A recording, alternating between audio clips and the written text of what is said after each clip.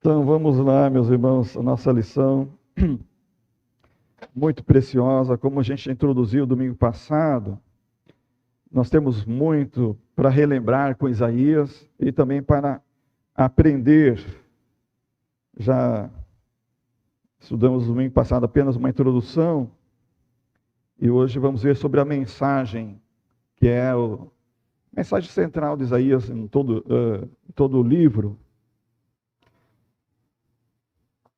Como realmente a gente se identifica com Isaías como um evangelista lá naquele tempo do Velho Testamento. Nosso texto áureo, a revista está sugerindo Isaías 9, 6 e 7, mas eu coloquei Isaías 7, 14. Pois sabei que o Eterno, o Senhor, Ele mesmo vos dará um sinal. Eis que a virgem ficará grávida e dará à luz um filho, e o nome dele será Emanuel, Deus conosco. Texto bíblico, Isaías capítulo 7, 8 e 9. São 3 capítulos, nós fizemos a leitura deles durante a leitura diária, né? Na semana, dia a dia com a Bíblia. Eu compartilho lá no grupo da nossa classe, né, no WhatsApp. Se alguém não está, por um lapso de memória nosso, avisa aí para poder incluir no grupo do WhatsApp, né? Então, essas leituras diárias a gente introduz lá, com 2 links para a leitura para quem está com dispositivo, não está com a Bíblia, às vezes está fora de casa, para poder ler a qualquer hora do dia. Nossos objetivos são, na área do saber, 3. Compreender o contexto histórico na profecia de Isaías, do surgimento e do tema. Qual é o tema? O tema é o reino de Deus e o rei prometido.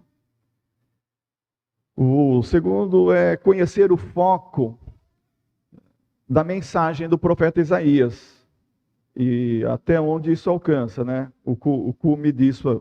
E o terceiro objetivo é entender a visão de Isaías acerca do Messias. Então, Isaías tinha uma visão muito clara a respeito do rei que viria, que é o Messias.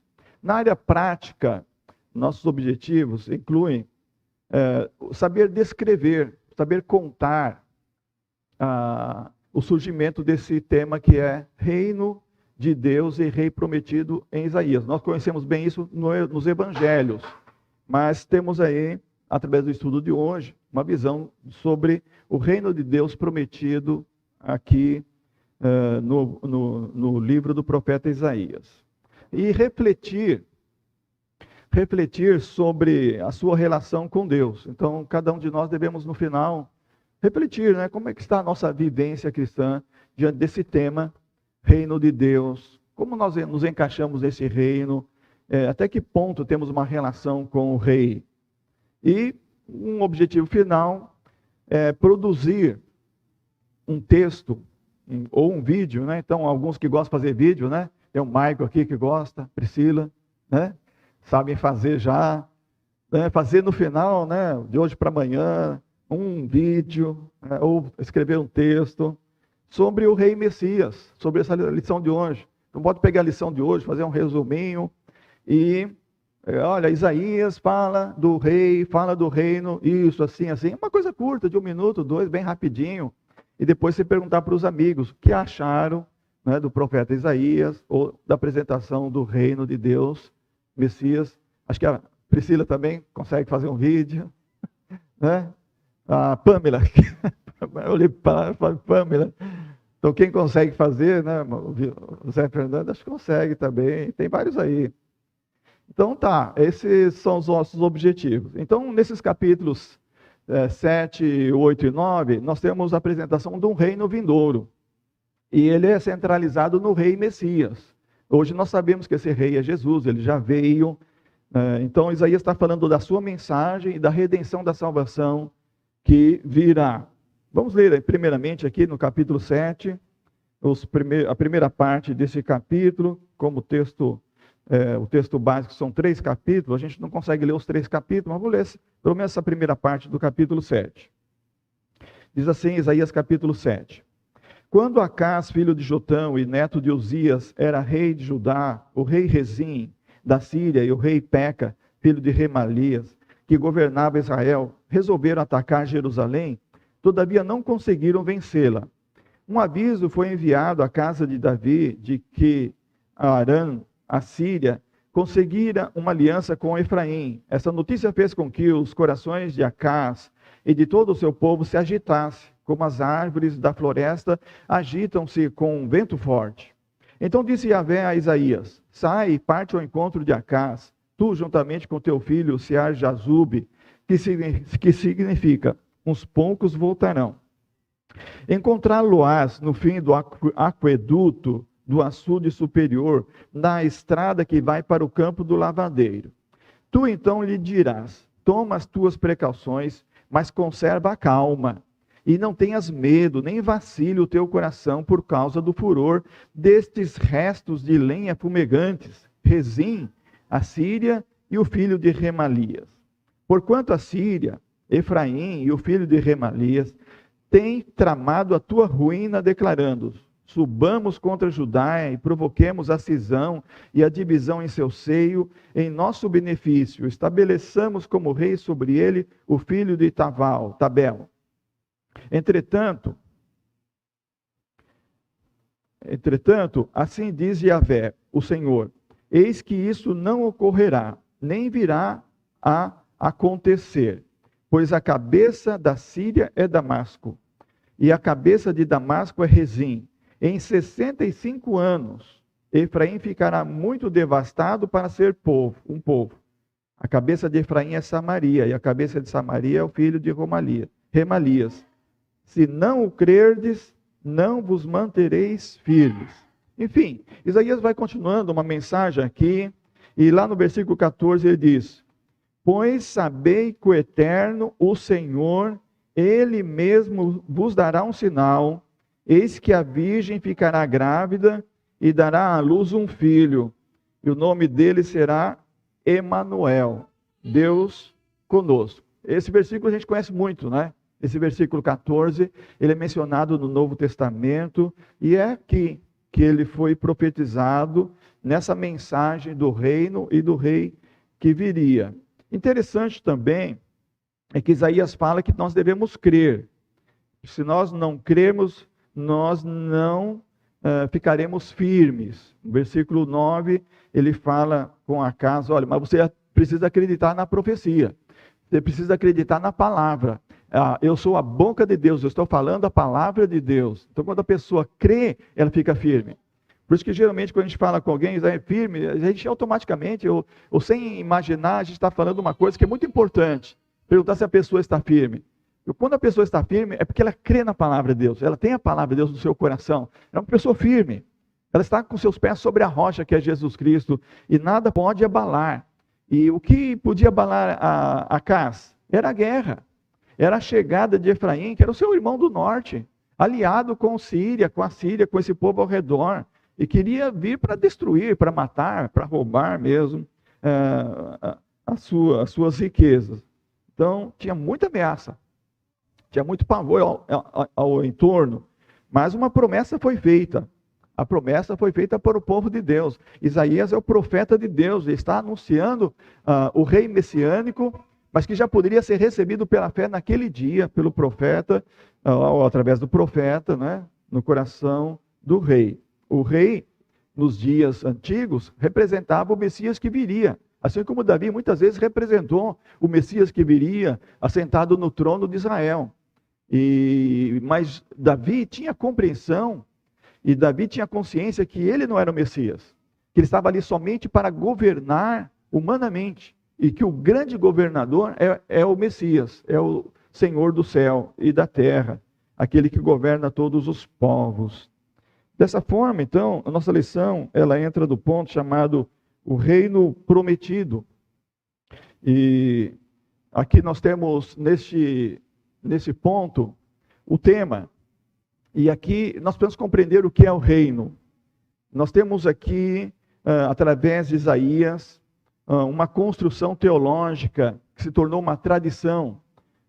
o anúncio do reino de Deus. Até então, isso não era muito percebido pelo povo, mas agora, através de Isaías e outros profetas que virão, e então finalmente Jesus vem e o Evangelho descreve seu nascimento virginal da Virgem Maria. Então, isso aí, quando chega o Evangelho, nós temos uma compreensão sobre reino. E Jesus está anunciando ao reino de Deus já é chegado. Mas no tempo de Isaías, não, eles não tinham uma compreensão de reino.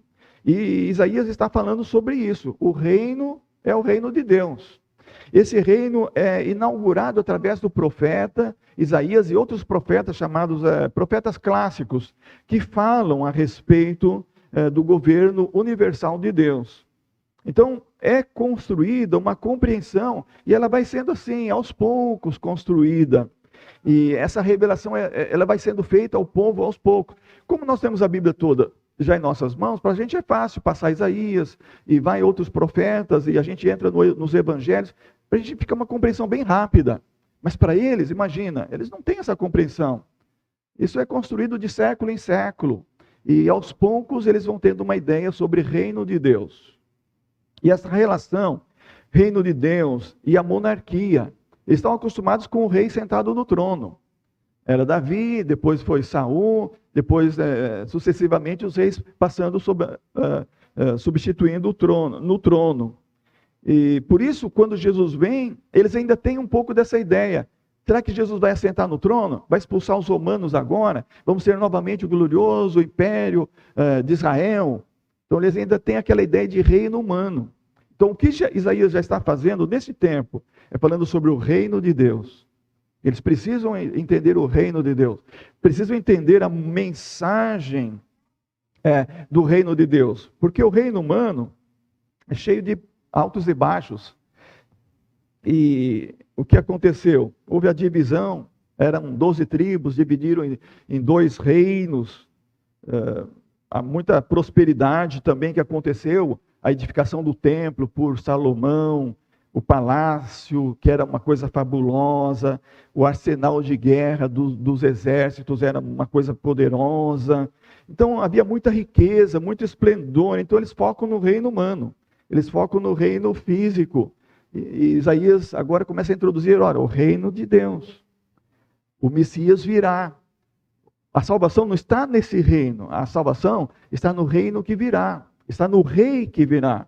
Então, passaram aproximadamente 250 anos de história, de monarquia, desde Davi, e chega até o tempo de Acás, o tempo de Isaías, e essas coisas aconteceram. Então, no livro de 1 Reis, capítulo 12, 22 a 24, fala deixa eu colocar aqui, que eu já estou adiantando, estou esquecendo, os irmãos que estão acompanhando lá precisam ver o PowerPoint, né? Como eu não estou aqui, estou esquecendo de acompanhar para os irmãos atualizarem lá, né? Então tem esse texto aí, de 1 Reis, capítulo 12, onde fala sobre essa obra que Deus está fazendo, e que as pessoas precisam crer no Senhor, crer na sua palavra. E o profeta Isaías, então, está apresentando uma nova perspectiva de reino. Uma nova perspectiva de reino. E ele introduz essa nova perspectiva. O reino humano não deve ser a coisa principal.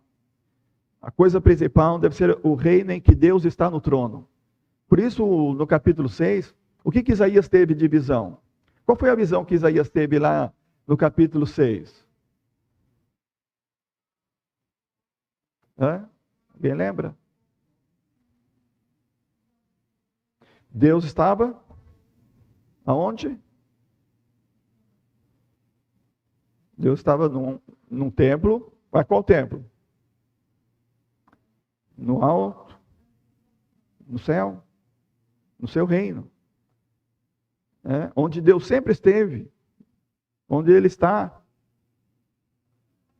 Lembra que Deus não tem começo, meio e fim, a eternidade. Deus estava no seu trono, e Isaías fala, um alto e sublime trono. E aí os querubins, santo, santo, santo é o Senhor. Então, é preciso ter essa compreensão de que o reino precisa ter um foco. O foco é o reino de Deus. O reino de Deus que é importante. E Isaías está falando sobre isso. Nossa, ali a tela está tão clara durante o dia que eu não estou conseguindo chegar. Estou trocando, não sei se eu estou trocando certo. Vamos lá.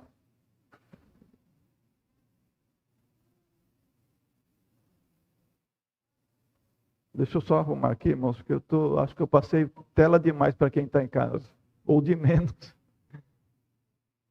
Isaías 9, 6 e 7. Veja Isaías 9, 6 e 7. Mantenha a sua Bíblia aberta, ou para poder acompanhar. Que agora vamos ver essa parte aqui do Isaías 9, versículos 6 e 7. Isaías 9, versículos 6 e 7.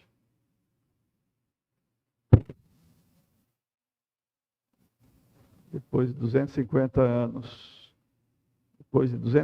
anos, a ideia do trono,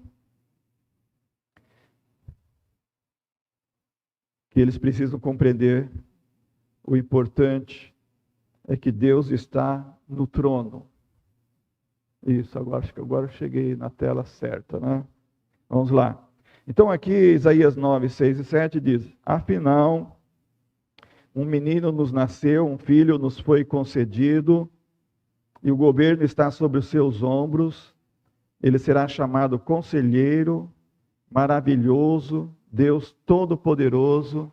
Obrigado, Fran, melhorou bastante. Deus Todo-Poderoso, Pai Eterno, Príncipe da Paz. Ele será descendente do rei Davi. O seu poder como rei se multiplicará sobremaneira e haverá plena paz em todo o seu reino. Veja só, claramente falando de Jesus aqui. Então, eles estão muito preocupados com a casa, com o rei que está no trono em Jerusalém. Isaías começa a trazer uma mensagem. A mensagem agora é: o reino é de Deus. A salvação vem de Deus. E o rei que virá, ele é maravilhoso. Ele é Deus Todo-Poderoso. E ele é um Pai eterno. E ele é o príncipe da paz. Vocês precisam crer nessa mensagem. A mensagem do reino é mais importante do que as ameaças humanas. E ele promoverá paz, verdade, justiça, porque ele é o rei todo-poderoso.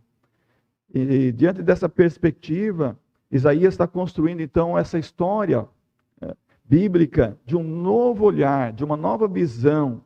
A visão do reino, a compreensão de que o reino é de Deus, de agora em diante. Então, se você for fazer aquele videozinho, né, você tem que focar um pouco essa mensagem aqui. Muita gente está só pensando no reino aqui no mundo.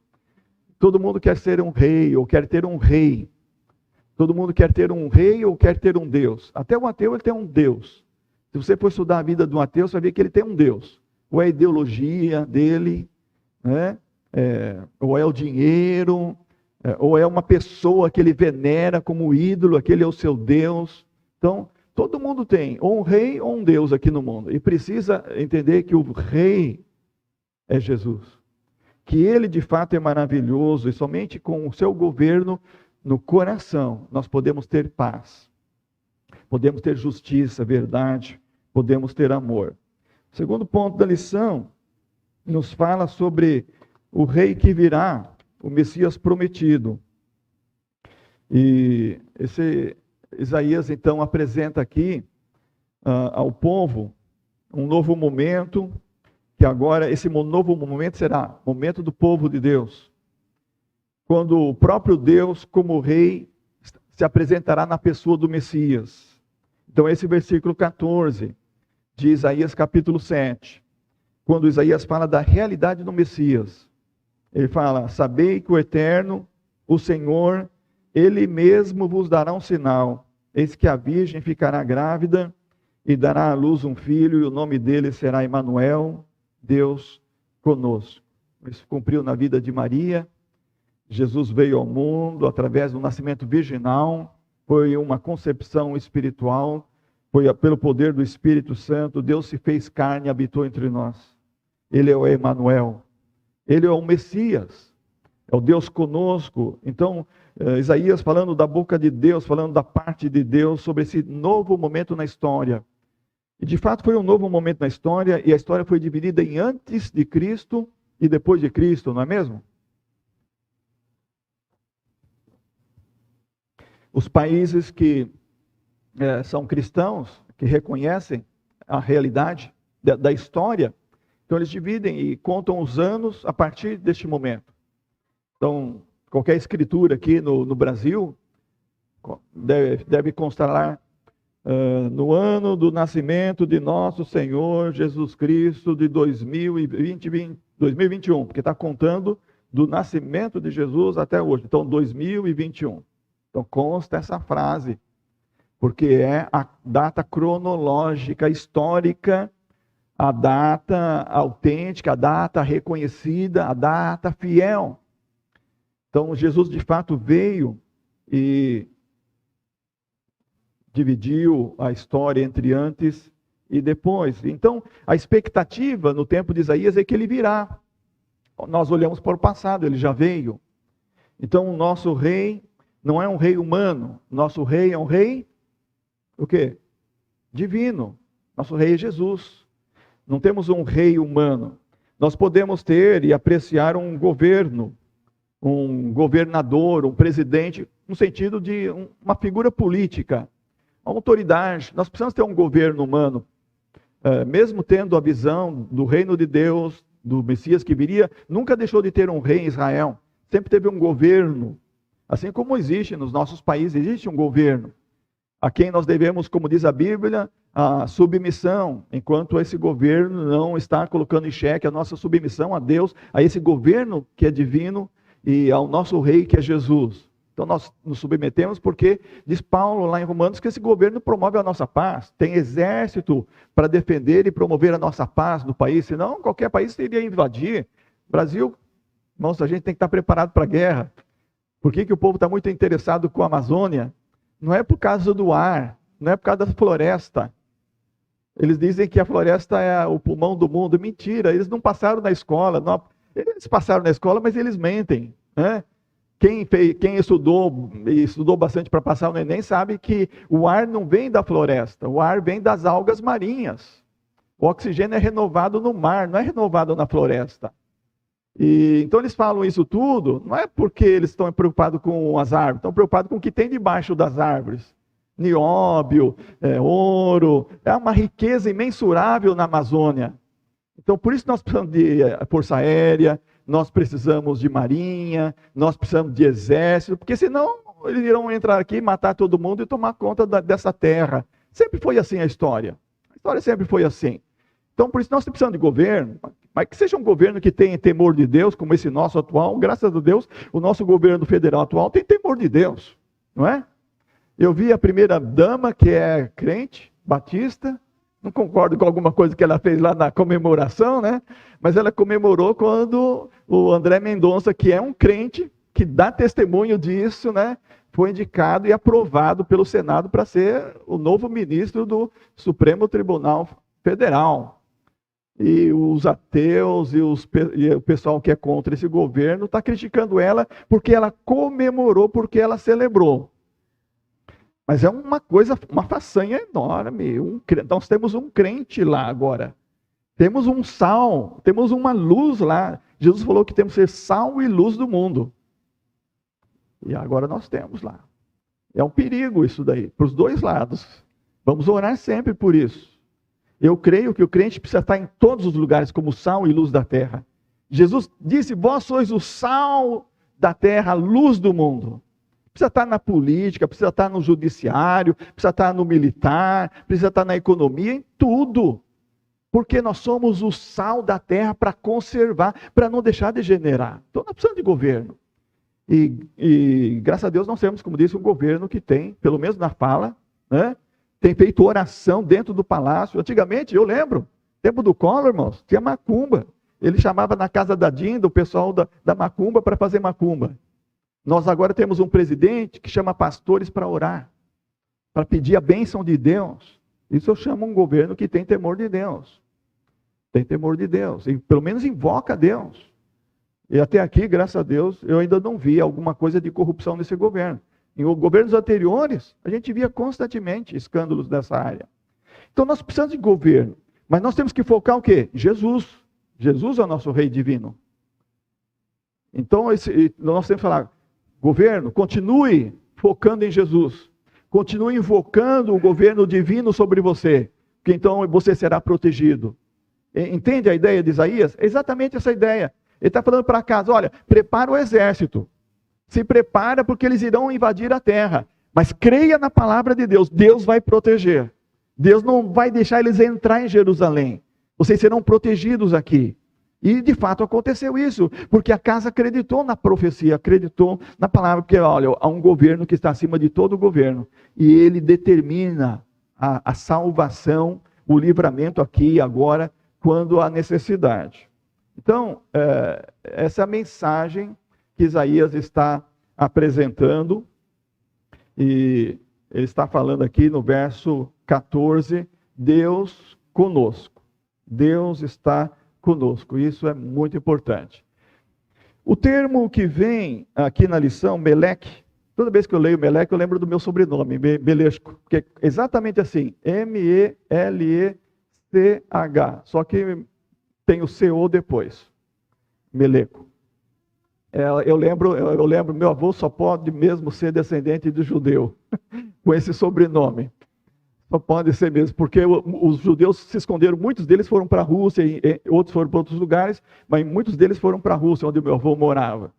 E esse termo Meleque, então, diz alguma coisa, né? Ele diz que é um termo usado para aquele que é rei, para aquele que é governador. Há mais de 2.000 ou 2.500 ocorrências no texto do Velho Testamento com essa expressão. A gente lê no tempo de Abraão, Abimeleque. Abimeleque, esse é Meleque, M-E-L-E-C-H, que é um termo de um rei que governava uma região. Então ele tem a ver com isso, e Isaías está apresentando, então, essa mensagem. Olha, o Meleque é o rei, o que governa de fato, é o rei divino. A casa acredite nisso. Quando a Síria vier junto com Efraim para invadir e destruir você, acredite que o governo que é divino vai proteger Jerusalém. Eles não irão conseguir vencer você. Então nós temos que crer que tem um governo que está acima e que está cuidando de nós. E a lição fala de 4 concepções atribuídas a essa figura de rei, de que Isaías está falando aqui, os irmãos devem ter lido na lição, né? Surgida e aparece nos Salmos, também manifestada pelos atos de salvamento que Deus operou desde o Egito, no livramento das mãos de Faraó e etc. E falando da profecia de Isaías, eu creio que isso aqui é mais dentro do que nós estamos estudando aqui na lição, que começou a assumir uma ideia assim de futuro, de escatologia, e que Deus vai enviar o Messias, mas não só estará governando no seu trono lá, mas ele virá aqui, ele será Emanuel, estará presente, será Deus conosco. E de fato aconteceu isso, quando Jesus veio ao mundo. Então o rei prometido, nas profecias de Isaías, é diretamente ligado ao próprio Deus. Então ele não está falando de um sucessor de Acaz, ele está falando de Jesus, o Messias que virá. E essa é a profecia a respeito do reino e do rei desse reino, que é o Messias Jesus. Essa é a origem bem definida em Isaías a respeito de Jesus. Então é o verso 14 que nós já mencionamos aqui, que para mim é o texto áureo dessa lição. E ela é um cume no tempo de Isaías, porque isso é uma plenitude de Gênesis 3,15. Então, quando Adão e Eva pecaram, Deus falou para a mulher, né? De ti nascerá um que pisará a cabeça da serpente. Então, essa semente é Jesus. Isaías agora está falando mais claramente sobre essa semente. Esse é o rei que virá, é o Messias. E lá na cruz nós sabemos que Jesus esmagou a cabeça de Satanás. Por que ele esmagou? Porque ele venceu o pecado. Ele venceu o diabo na cruz. Apesar da morte, isso é vitória de Jesus, porque terceiro dia ele ressuscitou. Então ele é o rei Messias que veio para governar e trazer a justiça, a verdade e, de fato, trazer paz ao mundo. E a paz não é ausência de guerra. A paz é aquele estado da alma interior, em que você pode estar passando pela tribulação ou pela provação, mas você tem o que dentro de você? Paz, porque Jesus está governando a sua alma. Porque Ele é o rei divino que está no seu coração. Então Isaías apresenta essa mensagem. Isso é importante. O outro tema da lição é a mensagem do reino.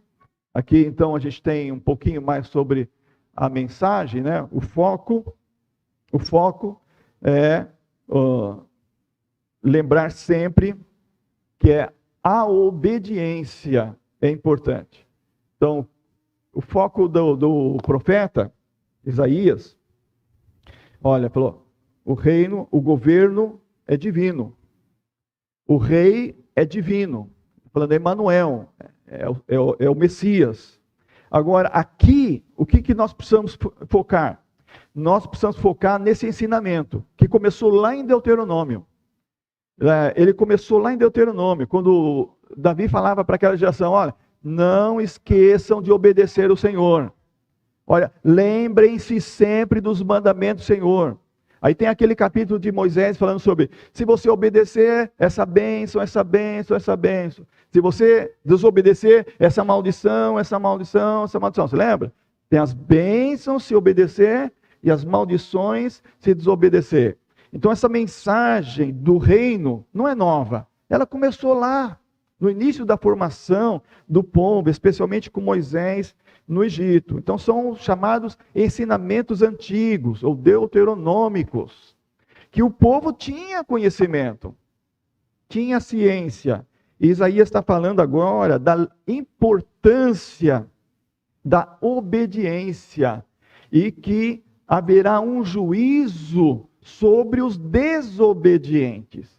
Então ele fala isso aqui no capítulo 8 de Isaías, e especialmente do versículo 5 ao 8, sobre desobediência.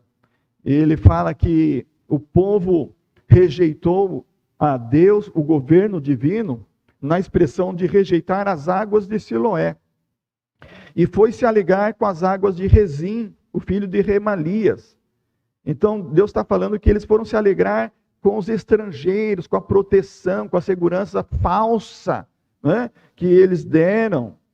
E é essa a ideia aqui da lição, que eles precisavam retornar para a confiança em Deus, para a confiança no governo que é divino, e que Ele de fato pode produzir e garantir paz a todas as pessoas no reino ali em Jerusalém.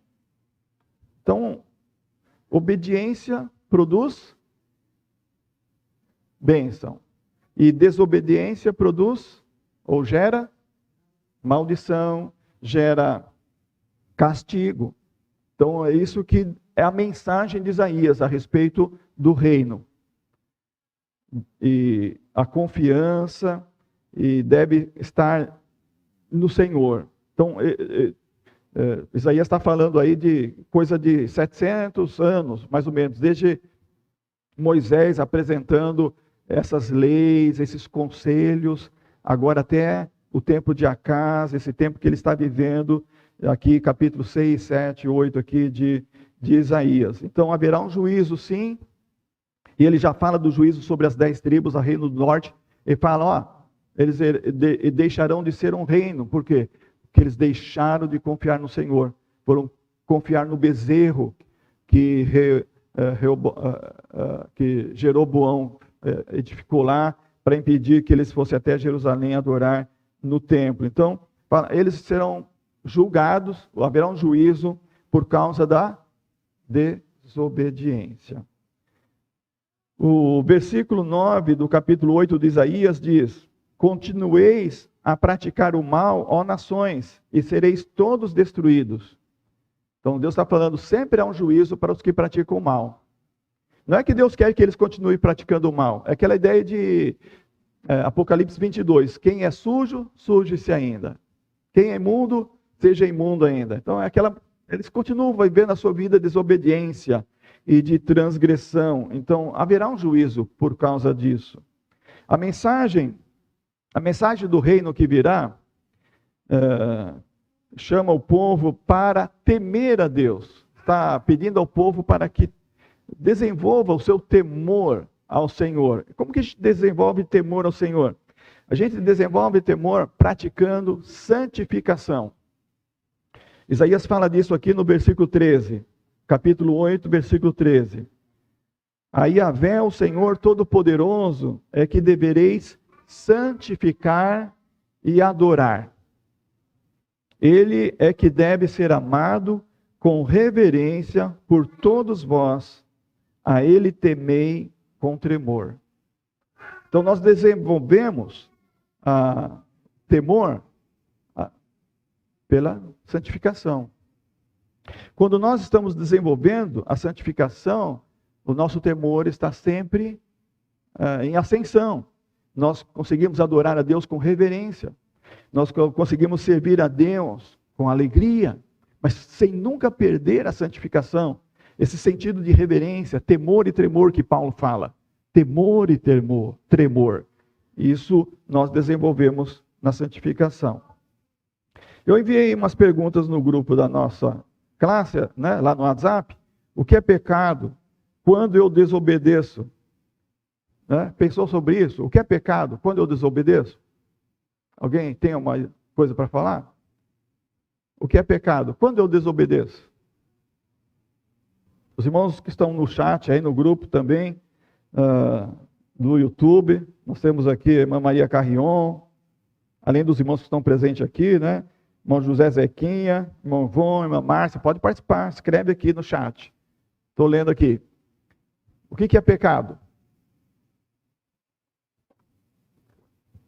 Não sabe? Desobediência, qualquer desobediência. Desobediência a quem? Ao governo federal, lá, a Deus? Então, onde nós sabemos que estamos em desobediência a Deus? Mas como é que a gente sabe o que contraria a Deus?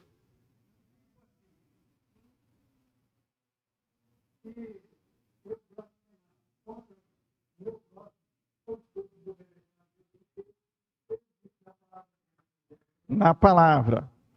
Aham.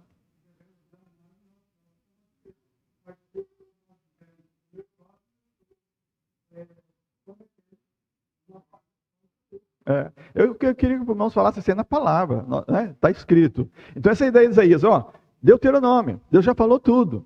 Vocês têm que obedecer, está escrito. Então quando eu peco, quando eu desobedeço o que Deus mandou eu fazer, ou eu não fazer, né? Como a blasfêmia, que o irmão Zé Fernando está falando. Então a gente tem que ter consciência o que é pecado. Tem muita gente que hoje em dia não sabe mais o que é pecado. Porque tem muitos pregadores que não pregam mais sobre o pecado, né? Então as pessoas não sabem o que é pecado, acham que não tem mais pecado. Alguns acham que porque são crentes não pecam mais. Isso é um outro pecado, outro nível de pecado.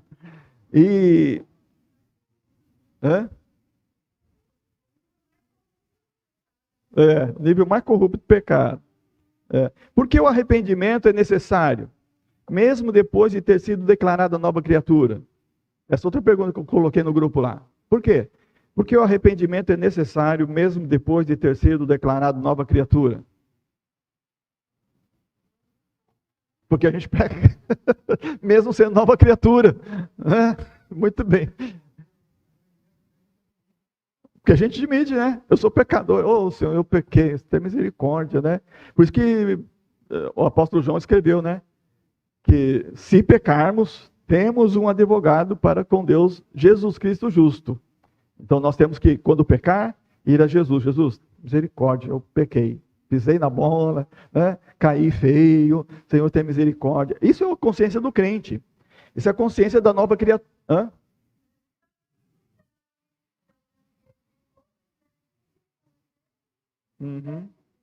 E olha que Davi está vivendo naquele momento do Velho Testamento, né? Como rei. Não é como Manassés que mandou matar o profeta Isaías porque ele estava dizendo as coisas erradas que ele estava fazendo.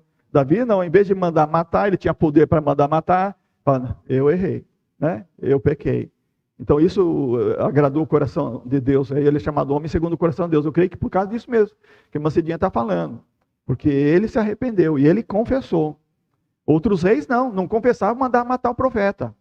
Abusado, como é que tem a ousadia de falar comigo, eu que sou rei, que eu estou pecando? Como Herodes, né? Que morreu comido de bicho por causa disso, porque ele também não reconhecia que era pecador.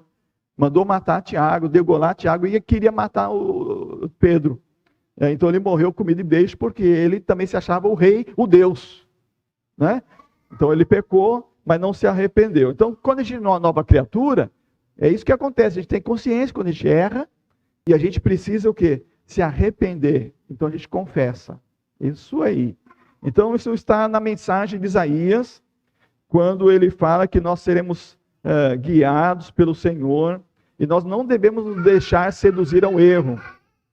Veja no capítulo 9, versículo 15 e 16, quando as pessoas não se arrependem dos seus pecados, como que é? Isaías 9, 15 fala assim, as autoridades e os líderes são a cabeça, os profetas que ensinam em verdade são a cauda. Está falando sobre a mensagem que naqueles dias os falsos profetas ensinavam mentiras. Aí diz o verso 16, aqueles que guiam este povo são os mesmos que o desorientam. E aqueles que são guiados deixam-se seduzir e ser conduzidos ao erro. Percebeu? Então, quando o homem ele não é nova criatura, ele sabe que está fazendo a coisa errada. Veja só como termina esse versículo.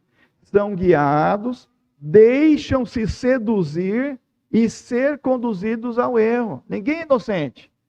Até o falso profeta está ensinando ali, aquele pastor herege está ensinando ali, e aquela pessoa sabe que aquilo ali é um erro, mas o que ela faz? Ela se deixa seduzir, ela se deixa ser conduzida ao erro. Isso é uma consciência, a pessoa tem consciência disso. Por quê? Porque não é nova criatura. Uma nova criatura, um filho de Deus, ele sabe que está errado, fala, eu não entro nisso aí não, eu vou sair fora disso, isso aí está errado. Se ele estava numa igreja que o pastor falou aquilo, um herege, está lá onde tem um profetisa falando uma besteira, ele sai, fala, aqui eu não vou ficar não, ele está querendo me conduzir ao erro. Isso aqui é uma inverdade, eu vou sair fora. É como diz o profeta, né? Sair do meio deles. Então, isso é o processo da santificação também. Então essa mensagem de Isaías, ela está falando sobre isso. A mensagem é uma pregação do arrependimento. Uma pregação do arrependimento. E isso foi retomado, então, depois de 8 séculos, né? 800 anos, quando apareceu João Batista. Fala, irmã Pâmela.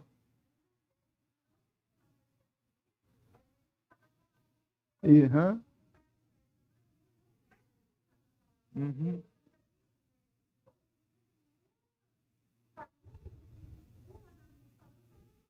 Aham, sim. Aham. Não é o caminho, tem que ser abandonado, isso mesmo. Mas esse é que é o problema, Pâmela. É que essas pessoas que se deixam seduzir ao erro, elas não gostam da palavra de Deus. Então elas não gostam, elas não leem. E aí quando tiver uma outra heresia, ela nem sabe que é heresia, que ela gosta mesmo daquele tipo de vida. Infelizmente tem gente assim. E aí quando você vai e fala a palavra de Deus, elas passam a não gostar mais de você. Porque uma coisa de adquirir inimigos no mundo hoje, moderno, pós-moderno, né? Mas nem pós-moderno, para alguns é pós-cristão já mesmo, é você falar a verdade. Pronto, você fala a verdade já ganhou inimigo, só porque você falou a verdade. Então nesse campo religioso de muitas igrejas, isso é fato também. O que a irmã está falando é isso mesmo. As pessoas são guiadas, estão aprendendo inverdades, estão se deixando seduzir porque elas gostam disso. É esse que é o problema. E elas querem exatamente esse tipo de caminho errado. Então, a pregação de Isaías, ela é retomada com João Batista, lá em Mateus 3, versículo 2 e 3. Quando então João Batista chegou e ele começou a pregação, como é que ele começou? Arrependei-vos, porque o reino dos céus está próximo. Este é aquele que foi anunciado pelo profeta Isaías. Voz do que clama no deserto, preparai o caminho do Senhor, endireitai as suas veredas. Então, o centro da pregação que Isaías está apresentando, qual que é o centro? Qual que é o centro da pregação, da mensagem? Arrependimento. Certo? Então você vai fazer o vídeo, lembra disso. E o centro da mensagem de Isaías é arrependimento. E é retomado por João Batista. Olha, arrependei-vos, porque é chegado o reino dos céus. Veja como tudo acontece. Isaías está falando 800 anos antes. Aí João Batista chega depois, arrependei-vos. O reino de Deus é chegado. Esse que é o centro, o foco da mensagem. E hoje a mensagem continua a mesma, que foi pregada por Isaías, que foi pregada por João Batista. Nós estamos confirmando a tradição apostólica, nós estamos confirmando a palavra bíblica desde Deuteronômio. Olha, obedece a Deus e vai ter bênção na sua vida. Se você desobedecer, virão maldições. O juízo de Deus é impecável. Ele virá sobre os que gostam de viver no pecado. Se você não se arrepender, você tem que se preparar para o juízo. Muita gente não está crendo nisso, ainda não está atenta a isso. Então, o que nós devemos viver em nossos dias é vivenciar essa mensagem do reino. A mensagem do reino que todos precisam se arrepender e desenvolver a santificação, para adorar a Deus com temor e com alegria. Então, a igreja do Senhor Jesus Cristo, ao longo da história e agora nos nossos dias, deve viver essa mensagem. O que nós estamos aguardando? Qual a nossa maior esperança? Qual a nossa maior esperança? A vinda de Jesus, a parousia, a volta de Jesus. Enquanto Jesus não vem, nós precisamos desenvolver o quê? Santificação. Por causa do foco da mensagem. O foco da mensagem é arrependimento. Então, aqueles que renderam as suas vidas a Jesus, têm essa esperança, eles vivem a mensagem do reino messiânico agora. Não estão esperando a volta de Jesus. Assim como Isaías falou para viver naqueles seus dias, nós devemos viver também. Então, a nossa lição, falando em fatos e aplicações, bem rapidinho, nós temos aqui, a profecia de Isaías fala do surgimento do reino de Deus e do rei prometido, o Messias. Hoje, o rei prometido, o Messias, é maravilhosamente conhecido. O seu nome é glorioso, o seu nome é Emanuel, Deus conosco. Agora, a esperança messiânica nunca mais está ligada à pessoa de um rei humano, mas sim no rei divino que é Jesus. A mensagem antiga do reino de Deus, desde Moisés em Deuteronômio, lembra sempre a importância da obediência e o juízo sobre a desobediência. A obediência produz bênção e a desobediência gera maldição ou castigo. A mensagem do reino conclama a todos nós a temer ao Senhor com santificação. A mensagem, pregação do arrependimento, retomada por João Batista, Mateus 3, 2, 3, é a mesma ontem, hoje e eternamente.